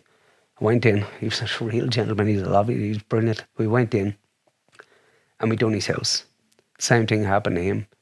He had a bit of a nervous breakdown. The house is fine. And he done something we never experienced. He went to the doctor. Told the doctor, he says, I'm 60-something years of age. I've done this my whole life. I've never been afraid of anything. I've dealt with everything that's come my way. I've dealt with because that's what you do. But I can't deal with something that was invisible. I can't understand how it works, how religion works. I just can't cope. So, post-traumatic stress. The doctor gives him tablets, talks to him, and he's fine now. Is that because their perception of reality changed? Yeah. So they didn't believe any of this was true, and then they witnessed it, and then they couldn't... The man couldn't believe it was true. He found it very... But he's a brilliant man. Like, he talks to me to this day, and he's fine. He just needed to talk to someone. You know? He needed to go. He got some medication, to relax him. But after a few weeks, he got the idea in. He started getting me a bit religious, and he's fine. But the women, they got different houses. They couldn't go back into that house. Even though the house is fine. The memories. So when you go into someone and they're clearly, it's not a demon, it's not a ghost, it's not an apparition, you go, you're just fucking batshit crazy. Do you go... No. If the person is showing symptoms that maybe there's something else going on, get them to go to a doctor. The doctor will sort them out. Do you say that? Yeah, of course I do. You'd say, look, I have good news and I have bad news. No. The good news is there's no ghost. The bad news is I think you're mad. No. It's like a catch-22. What happens if I leave the house and there is something there? So my theory is, I explained to him I don't think there's anything here. I think you should go to a doctor. But I'm here now. Why not just pray in the house and bless the house? Why not just pray over you? It's only going to bring in goodness. It's going to do nothing else. And there is an entity hiding in the corner. It'll go. Do you ever leave a house and then you're driving home and it's dark and you think something's in the backseat?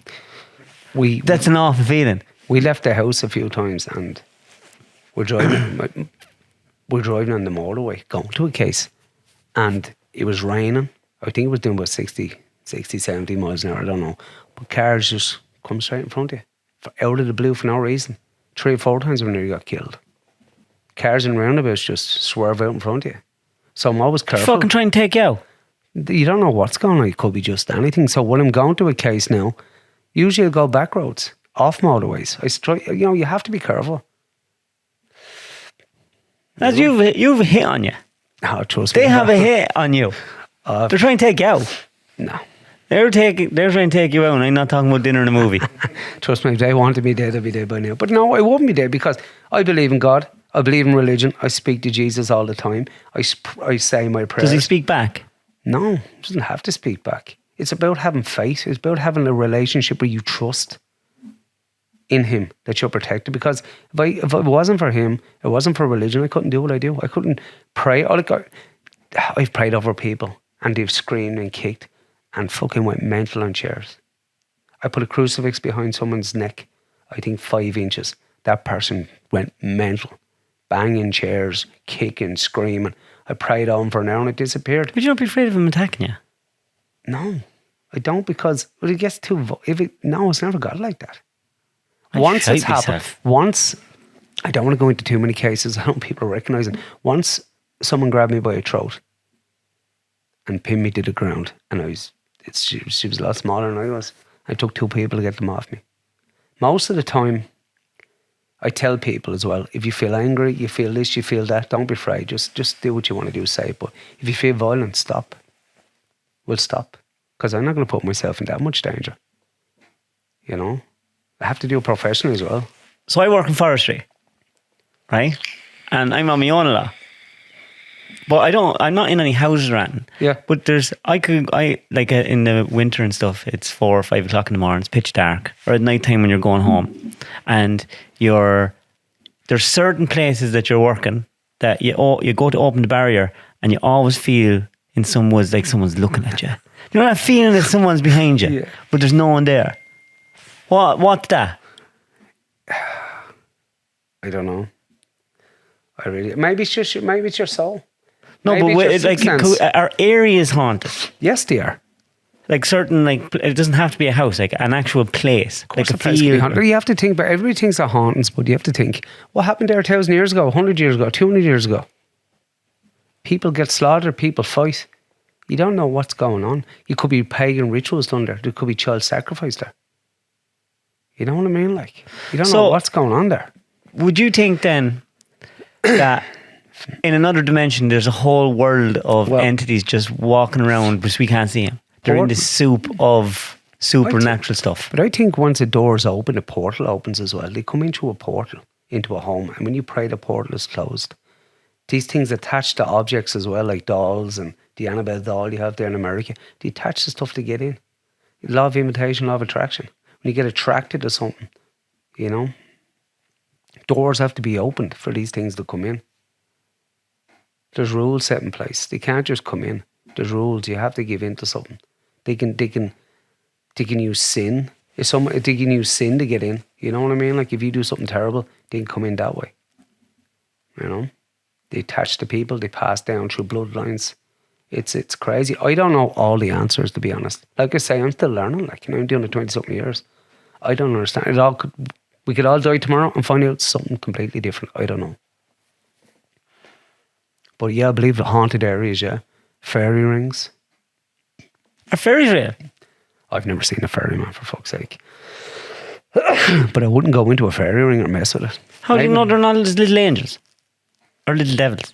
I don't know. I don't believe in it. Like. What about banshees? You know something? I've heard stories of banshees and I've heard of banshee.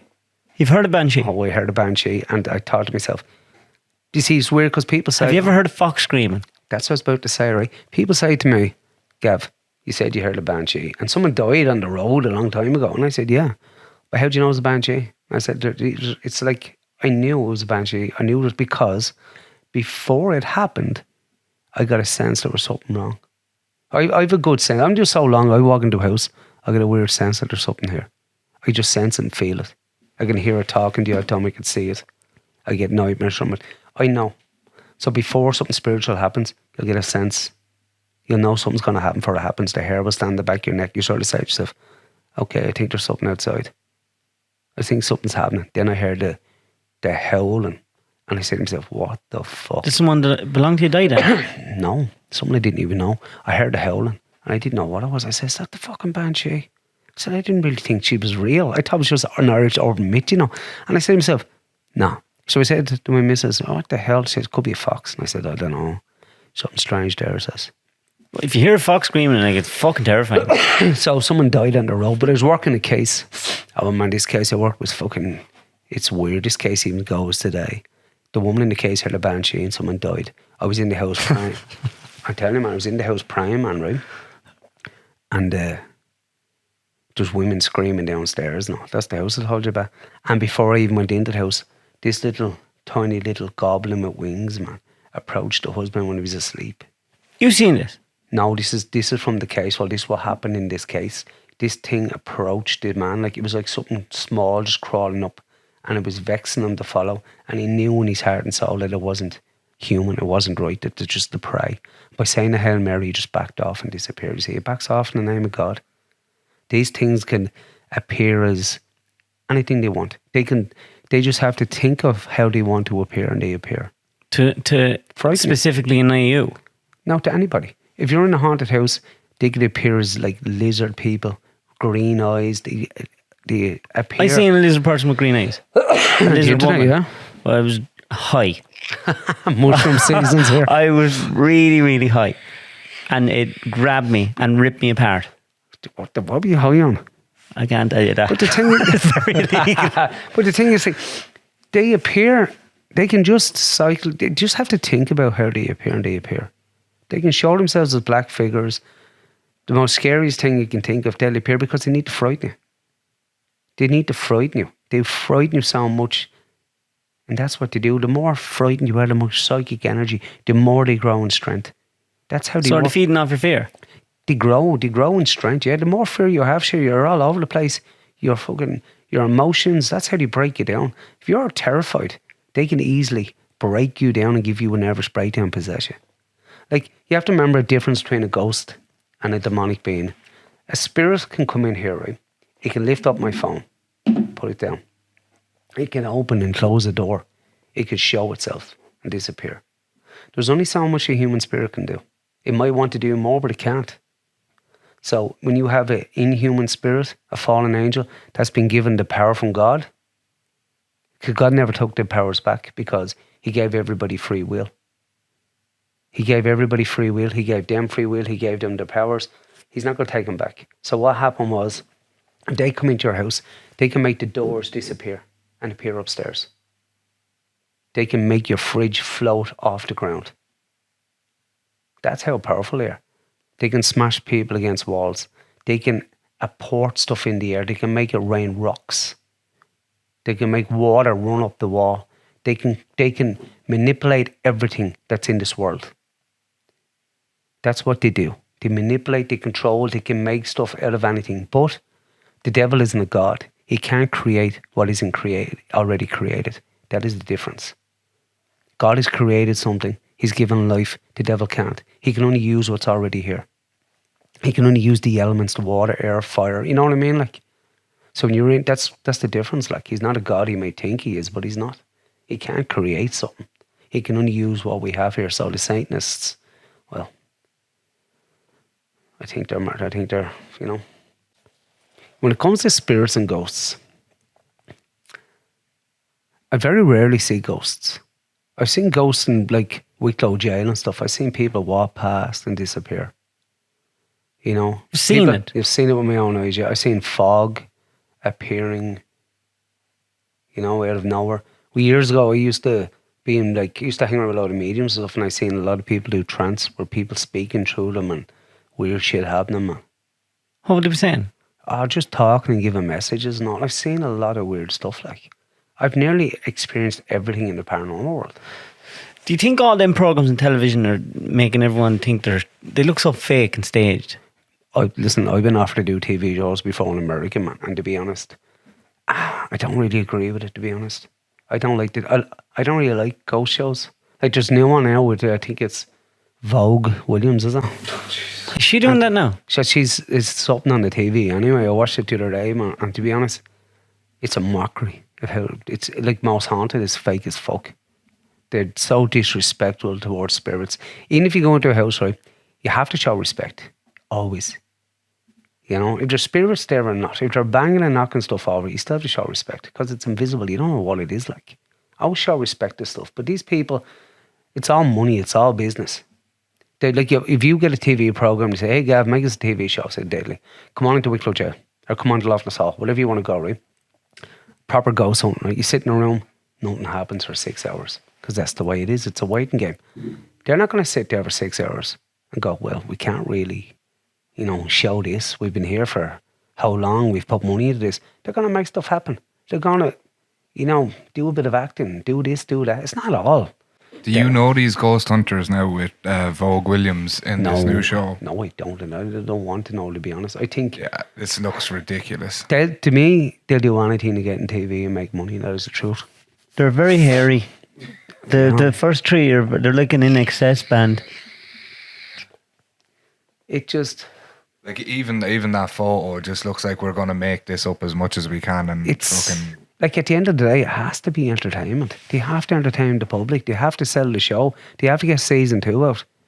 So, yeah. How do you not know that before they go into the likes of Charleville Castle, that they don't Google everything? Were you in it?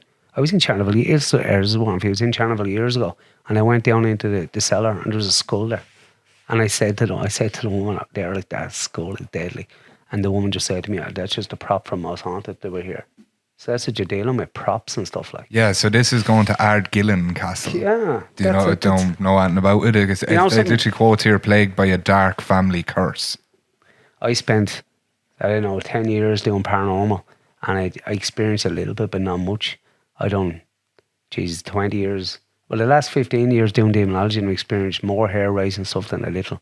And I left houses going, what the fuck happened there? That has freaked me out for weeks, like. You know, there's many times I've gone home and I sat there in bed going, oh, please, God, help me. Terrified that this thing's going to come in and kill my kids or kill my dog. Or, you don't know what follows you fucking home. And do you ever just want to give it up? When last time you went, I'm never doing this again? Yeah, plenty of times. I've gave it up before for a couple of weeks and went back. Sure, what's the point of giving it up? She can't. Sure, who else is going to help people? Who else do you trust to step in to do what you do? Like, I don't trust anybody else who has the skill set and the education that I spent years doing with demonology. I went into a house years ago, 2 mediums. Went in, there was a case file there, I was helping the family, and they were like, yeah, well, we've picked up on 3 spirits. We've picked up on 2 adult spirits and a child, and the poor child is terrified, and the adult spirits are so mean and dangerous, so we've invited the child in. Did a circle of trust, and we'll look after the child, and we'll bring it into the light, and we'll talk, and blah, blah, blah. So anyway, I go in and do a case file. And after about half an hour, I just say to the people in the house, listen, there is no 3 spirits. There never was. There's one entity pretending to be 3 spirits, pretending to be a child. You're after inviting that child in. That's a dark entity. You give him full permission to come into your house. You got duped. It used the psychic's ability against them. Almighty. You know what I mean? Like, psychic mediums are good. I have friends that are psychic mediums. They're brilliant. They're nice people. But at the end of the day, you might have a psychic medium that hasn't got the education or has been taught properly. And how do you know that this dark entity doesn't feed false information?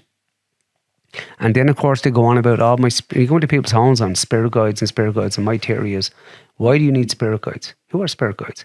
God has given you a guardian angel. Why all of a sudden now is that guardian angel not good enough to give you spirit guides as well? Doesn't make sense. You'd have one or the other, like. Well, you know what's up to freak me out most about all this now? What? No, not the ghosts don't freak me out. But now you have me thinking that they're clever cunts in a different realm, in a fucking place like Harvey Specter in suits, all trying to figure out how they're going to fuck people over. Yeah, tell me. But no, like, I don't mean to diss people. It's just education goes a long way. If everybody's more open-minded and understand what really was and is going on in this world. Like, I get cases, people have gone to mediums and psychics, and they've brought dark stuff home with them. Like, now maybe the medium and psychic isn't that protected. I don't know. Like, but it is dangerous at the end of the day. Like, you don't know what you're dealing with.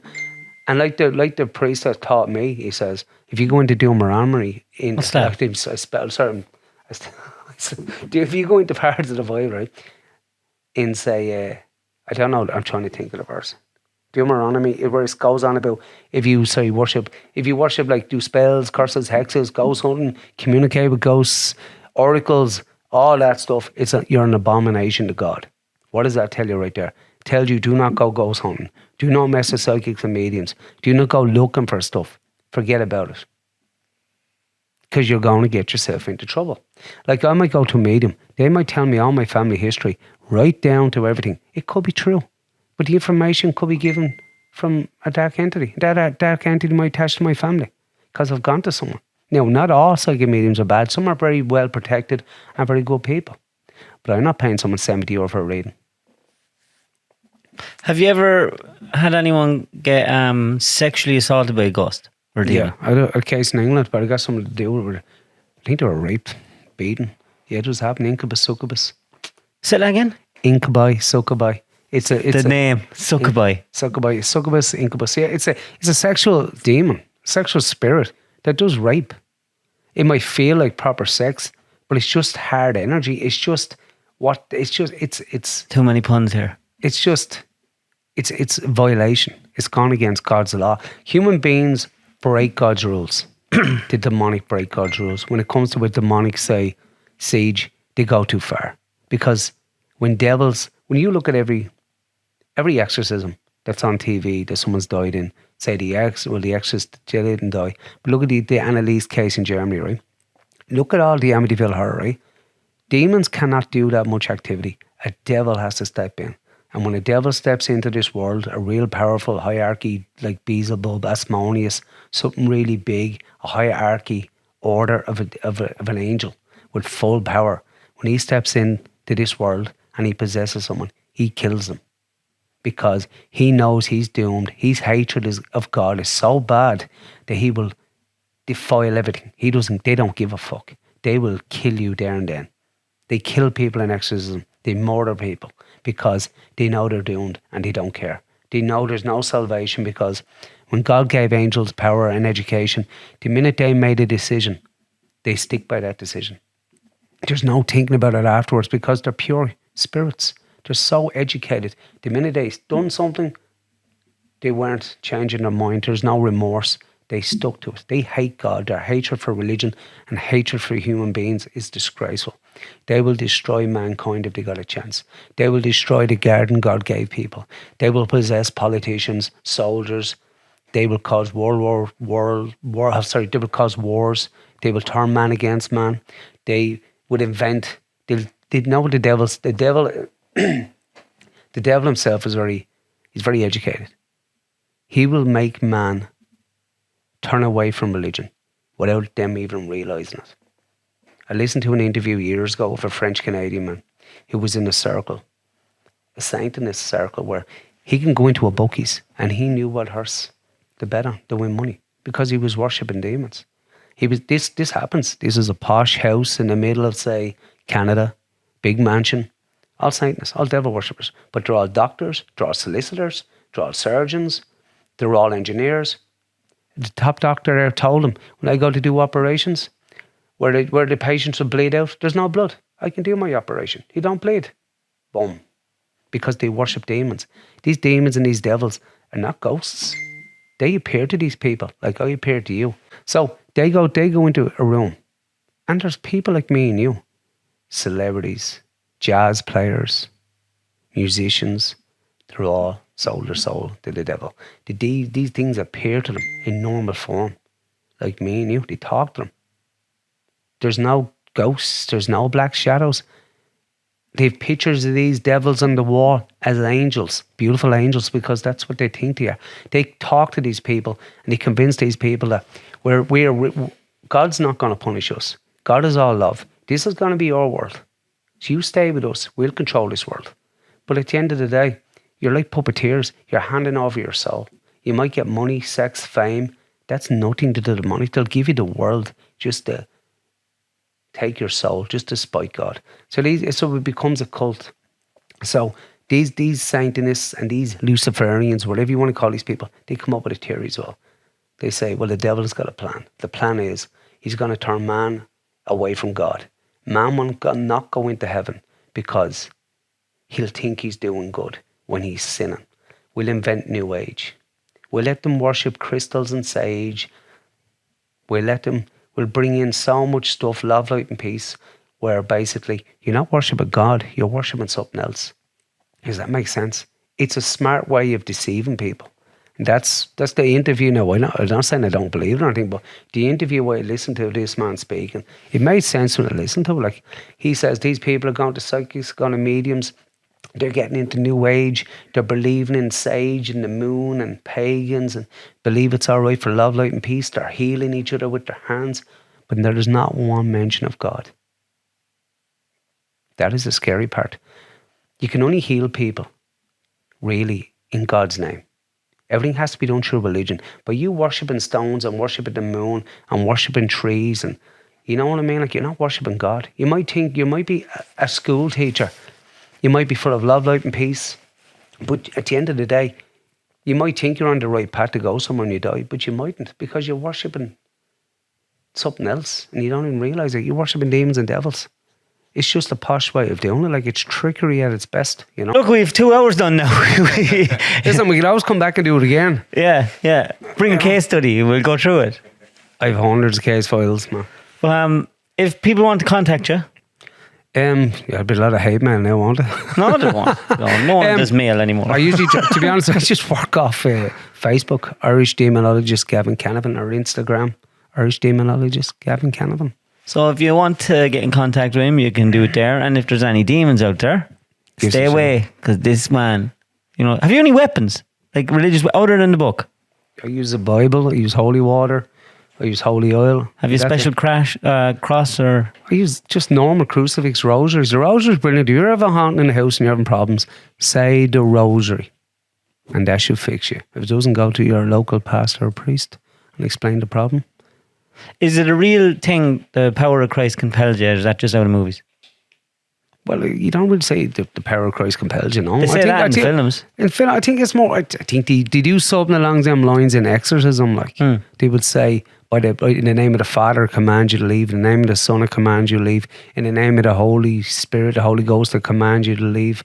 By the power, it goes on through the blood. The blood of Jesus is a big thing. See, the devil is afraid of the blood of Jesus. Jesus' name. It's all about the blood, because Jesus died on the cross and the blood he spilled was for sinners. And then he went into hell for 3 days and he put the rules down and he basically told him who he was and took charge. Quick fire questions, real quick. These only take, first thing, answer in rapid quick. Awesome. Right. Let me see. No, that's not it. Do you know these questions? Have you never listened to this podcast? What podcast? Yeah, that answers that. No, this is my first time. You only contacted me for a few weeks ago. Would you like yourself if you met yourself? Yeah. Because I'm pretty good to people and nice to people. I don't like argument. I don't like fighting. If someone's good to me, I'm good to them, and I give everything for people. But if someone's mean and aggressive, and I always give people too many chances, and they walk all over me. Sometimes I just think, maybe just too good at times. You know what I mean? People walk all over me too much as well, and I should be standing up more for myself. But to be honest, sometimes I just can't be arsed. Unfortunately, nowadays you have to be more of a prick, don't you? But you say it's not in me either. Like, I don't like them. I keep out of people's way. If I don't like them, I just keep my distance. Be nice, be polite. And that's it. I think the more people you deal with, you'd see this because you deal with an awful lot of people. People are innately selfish. Yeah, they are. They need fucking Jesus. That's what they need, don't they? If you had to ask one person a question and had to answer truthfully, who and what would you ask? If I had to ask someone a question, okay, and they had to answer it truthfully, I don't know. I've never really thought of that. Like, that's why I'm asking you. Who would I ask a question to? Let me see. Ooh. I suppose if I had to ask a question, I'd probably ask a president something and ask what really went on with the Twin Towers. The fuck, like? That's a good one. Yeah. I believe, like, why would America bring down their own Twin Towers? Like, what's going on with all the conspiracy theories? That has my mind boggled. Why? Like, I heard a program the other day where someone says there's no such thing as conspiracy theories anymore because they're proven true, most of them. Yeah. As time goes by. Yeah. Do you trust anyone with your life? And if so, who? I trust my partner, Carmel. You're going to love this next one. Yeah. When was the last time you shit yourself? Oh, Jesus. You know something? This might sound a bit strange, right? But every once in a while, man, I go to bed and something sits on my bed. Something shits on your bed? Yeah, right. Someone sits on my bed and that doesn't bother me anymore. It actually doesn't bother me because I have something to say to myself all the time. If something is frightening me or something comes into the room and I've done a case, I always say this one thing, right? I'll let everybody know. What I say is, I sit there, right? Something comes over, something starts annoying me in bed, no, I'm talking about invisible, like. I'll say, I shall not die but live and declare the works of the Lord. And I'll repeat that. I shall not die but live and declare the works of the Lord. And that works. It backs off. Lad, your wife must be fucking freaked out living with you. No, it doesn't happen all the time. And if it does happen, I wouldn't tell her. I'll just bless the house the next day. It happened as part of the package, like. Always happens. When you do cases, shit follows you. Like someone told me once years ago, when you're dealing with spirits, fair enough. When you're dealing with demonic, they're fallen angels, they're entities, they've got power, they'll remember you. You'll be a target for what you do. You'll always be a target. That's what I fucking said to you earlier. I went into someone's house. Back. Years ago, I went into a house to do a case. I walked in. The mother's in the kitchen. I walk in to sit down, and there's like a 5 or 6 year old child, and the child says to me, he's upstairs waiting for you. And that child didn't know any conversation, didn't know what I was there for. That's what you're dealing with. The child said, it's upstairs waiting for you. I would not like that. Yeah. That would be not a scene I'd be into now. And then another case, someone said to me, if you go upstairs, it's going to burn you. It's going to kill you. And I went upstairs and I started praying and You didn't give a fuck. I didn't care. At the end of the day, like, I'm at that age now where I suppose I have more faith now, more faith in religion. You know, if anything happens, I know, I think I'll be okay, like. If you walked into a room with everyone you've ever met in your whole life, everyone, who would you seek out first to talk to? Are you talking about dead or living? Anyone. Dead, alive, anything. My sister died years ago at Cotta. I'd really, really like to see her. And I always think that there's someone always watching over me, you know. I always believe that, like. Do you think when you die, you stay that age as... No, you grow. I think you grow to a certain age. Even, I've this argument with people all the time. I don't believe in child spirits either. I believe God is wonderful, God is love, and God is... I think we have it all wrong at times as well. Because there's so much about what religion is and what's what and what happens when you die. And I believe that when a child dies or a spirit dies, that child is brought straight to heaven. There's no way God will leave a child wander around. You have to remember from the strategy of the demonic. Human beings are emotional. We're emotional wrecks. And what's one way of tricking a human being? Especially someone that has a family, that has children. You pretend to be a child. You draw that person in. It's trickery. It's a trap. It's like, what's that plant that eats the flies? Venus flytrap. Yeah. You hear a child in the house, you see a child running around, and you go, oh my God, there's a child spirit. Oh God, we have to move it into the light, the poor thing. You get emotionally, you get a bond. It could be just a dark entity using our emotions against us. Do you believe in reincarnation? No, absolutely not. The people do, but it's nonsense. And the reason that I do read a lot of stuff, and there are religious seers in the world. These people, I believe, they get messages from the Virgin Mary, and stuff happens, and there's messages. How do they know it's the Virgin Mary? Because there's certain it's hard to explain. I think it's fucking very hard to explain. There's a couple of religious seers in the world, and they're always giving messages and all in the likes of Medjugorje and holy places, and the Virgin Mary. There's always signs of healing and all. This has been going on for years, and the same message has been given to say 3-4 of them at the same time. And there's always messages coming through. I think one of the messages was that the Virgin Mary had left a message, and she said, "You've one life, you've one soul. You don't come back. When you die, you go straight into the light." And that's how it is. If you think about it, it makes sense. I'm here now, so I die on the way home. I go to heaven. I'm up there for a few minutes going, you know something? Fuck it, I don't like it here, man. I want to go back and do something good. I want to help someone. Yeah, okay, we'll reincarnate you. Boom, you're gone. Then my family die and go up there. Where's Gav? No, he got reincarnated there a couple of years ago. He's someone else now. I should be back in a few years. No, I don't believe it. I believe you've one chance. You've one life. And that is it. You don't come back 3 or 4 times. It's nonsense. But look, Gavin, thanks a million for coming. You're welcome. Thanks for having me. And happy Halloween. Yeah, happy Halloween. Don't eat too many monkey nuts and stuff.